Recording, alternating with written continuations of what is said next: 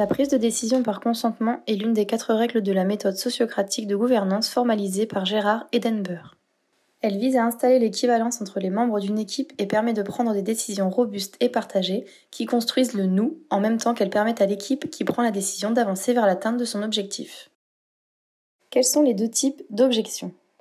En premier lieu, les objections qui portent sur des éléments factuels et des raisonnements qui contestent le bien fondé de tout ou partie de la proposition pour atteindre le but recherché. Par exemple, si nous décidions cela, nous nous éloignerons de notre objectif parce que... Et enfin, en deuxième lieu, les objections qui expriment que la proposition outrepasse les limites de quelqu'un dans le cercle. Par exemple, si l'on prend cette décision, je ne serai pas en mesure d'assumer les conséquences de cette décision parce que...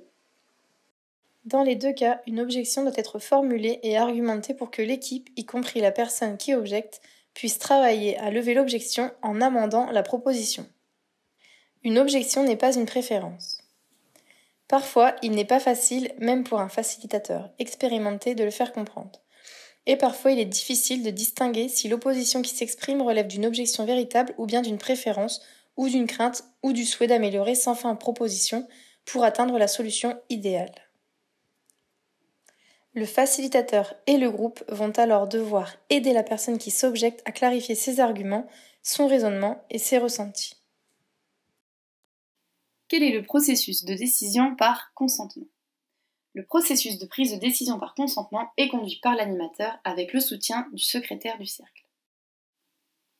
Le processus peut varier selon l'importance et la complexité de la décision à prendre.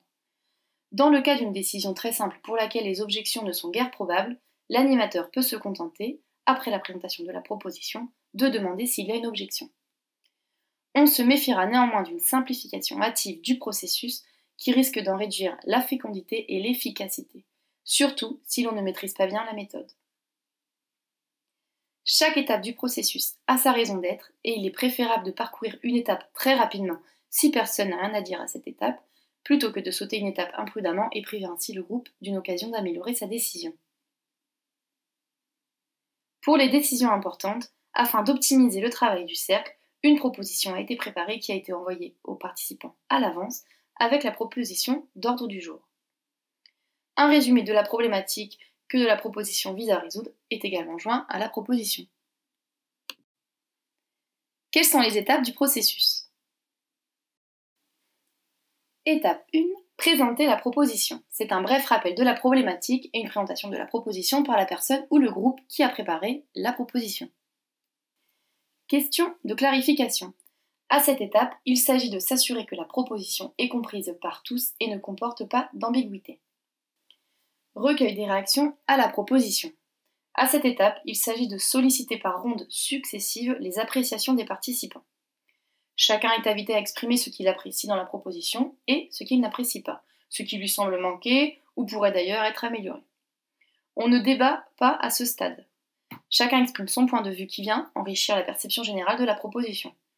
En pratique, il est intéressant de noter toutes les réactions sans commentaire pour préparer l'étape suivante. 4. Amendement éventuel à la proposition pour tenir compte des réactions. À cette étape, la personne, ou le groupe d'amélioration, qui a préparé la proposition peuvent amender leur proposition pour prendre en compte les réactions exprimées par les membres du cercle. La personne ou le groupe porteur de la proposition sont libres de retenir ou de ne pas retenir telle ou telle réaction et de les prendre en compte sous la forme d'un amendement de la proposition. Mais une écoute exercée et ouverte des réactions permet en général d'améliorer la proposition et d'anticiper des objections à l'étape suivante. L'animateur ou le secrétaire ou un membre du cercle qualifié peuvent assister si besoin le porteur du projet pour rédiger la proposition amendée.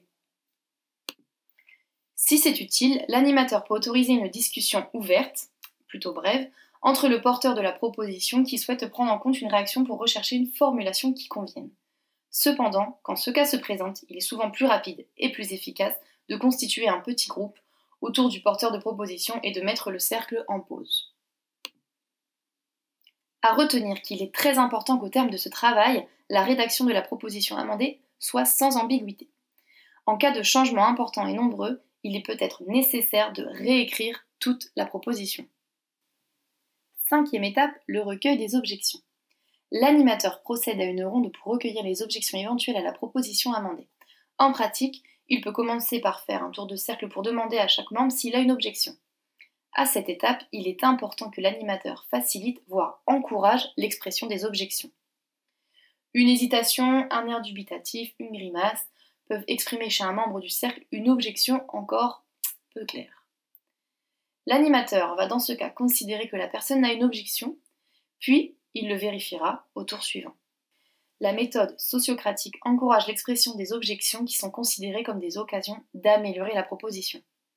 Au tour suivant, il demande à ceux qui ont signalé une objection de résumer leur objection en une phrase ou deux qui vont être notées. Étape 6. Traitement des objections et amélioration de la proposition.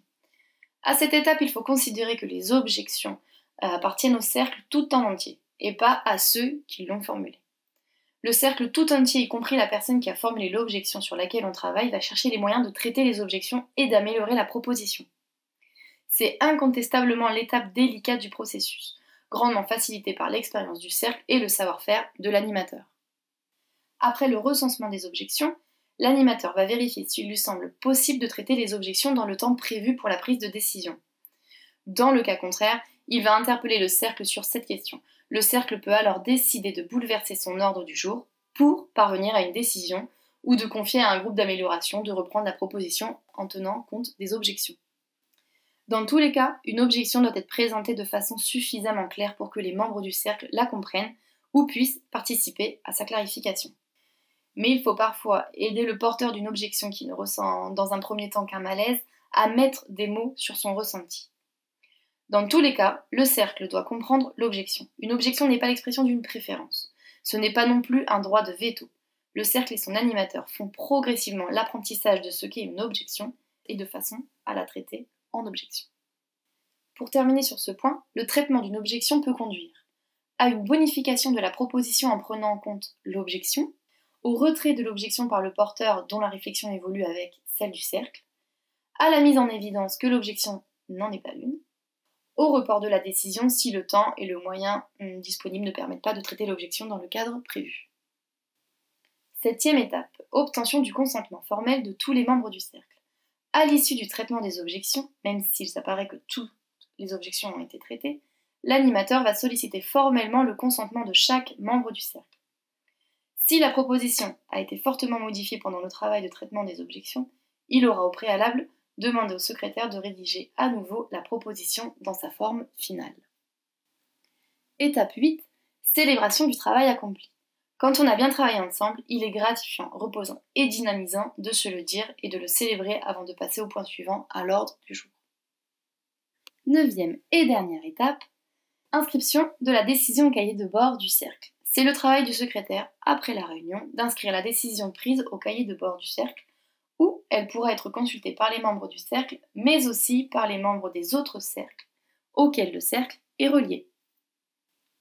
Les 3 lieux de travail collectif. On peut distinguer au moins 3 types d'objectifs pour une réunion d'équipe. Partager de l'information, ou coordonner un travail, élaborer une proposition pour résoudre un problème, améliorer un fonctionnement, préparer une décision nouvelle, et enfin, prendre une décision. Si l'on veut optimiser l'efficacité du groupe, il faut adapter la composition du groupe et la forme de conduite et d'animation de la réunion aux objectifs de la réunion. Les réunions de coordination ont vocation à organiser et coordonner l'exécution du travail, à échanger pour cela toutes les informations nécessaires à prendre des décisions opérationnelles adéquates. Elles peuvent être dirigées par le responsable exécutif de l'équipe ou par le chef du projet sur lequel l'équipe travaille ou par un animateur désigné par l'équipe.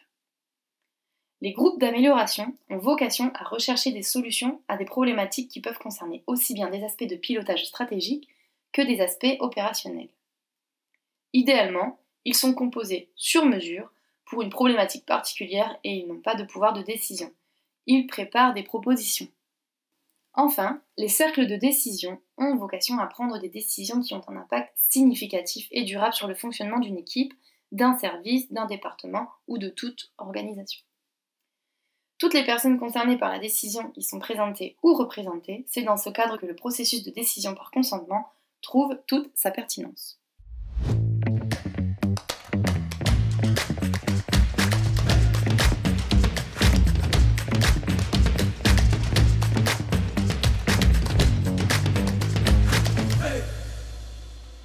sein de la filière farine du Méjean, une situation de conflit nous a mené à instaurer des règles de fonctionnement basées sur la recherche de consentement. Dans cette vidéo, nous allons présenter l'animation mise en place pour sortir de ce conflit et les intérêts trouvés dans la notion de consentement, inspirée notamment de la sociocratie. D'abord le contexte.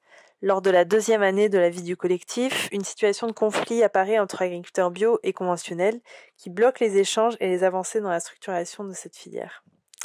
Cette situation a fait suite à un travail sur un cahier des charges de production. Ce cahier des charges devait permettre de laisser les portes ouvertes à tous les agriculteurs du territoire, qu'ils soient bio ou conventionnels, tout en posant un cadre environnemental. Quelques mois après avoir trouvé un consensus sur ce cahier des charges commun, il s'avère que ce consensus ne satisfait personne et des tensions se cristallisent peu à peu sur ce sujet. Le rôle d'animation externe ou neutre s'est montré essentiel à ce moment et voici comment nous avons procédé pour renouer le dialogue. Dans un premier temps, il fallait bien identifier les différents groupes d'entente, donc les 2 groupes d'entente. Ensuite, on a réuni séparément chaque groupe. On leur a donné une première consigne, c'était « Imaginez-vous 6 mois en arrière, avant tout conflit ».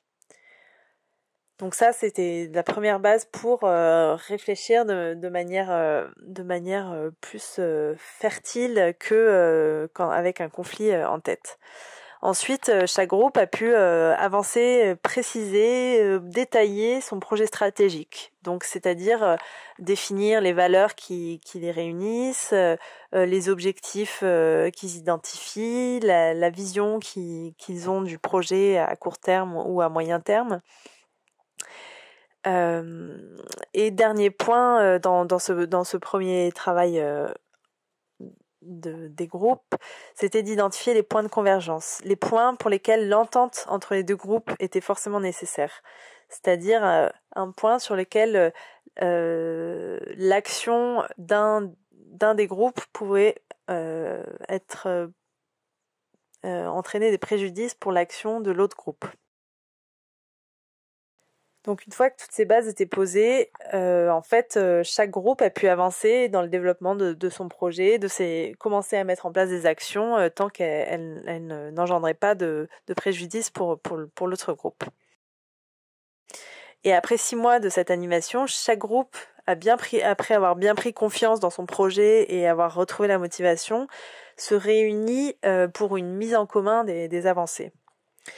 Et en fait, cette présentation commune, elle aboutit à un ressenti collectif très positif. Ce qui ressortait, c'était en fait, on veut la même chose, il faut qu'on avance ensemble malgré nos différends. Et c'est suite à ça que le groupe réuni choisit d'avancer ensemble dans la structuration de la filière, en articulant vraiment ces 2 modes d'agriculture. Donc une filière avec une gamme bio et une gamme conventionnelle. Tout ce processus d'animation a permis au collectif d'intégrer le fait qu'on ne peut pas chercher la meilleure solution, mais qu'une bonne solution est celle qui respecte les limites posées par chacun. C'est là qu'apparaît la notion de consentement. En fait, pour aller d'un point A à un point B, il y a différents chemins possibles entre les limites que se pose le collectif. La décision par consentement, c'est une décision pour laquelle personne n'a d'objection, contrairement à la décision par consensus pour laquelle on recherche une décision où tout le monde est d'accord. Cette nuance, elle s'est montrée importante pour la pérennité des décisions prises et elle continue à être utilisée au sein du collectif Farine du Méjean.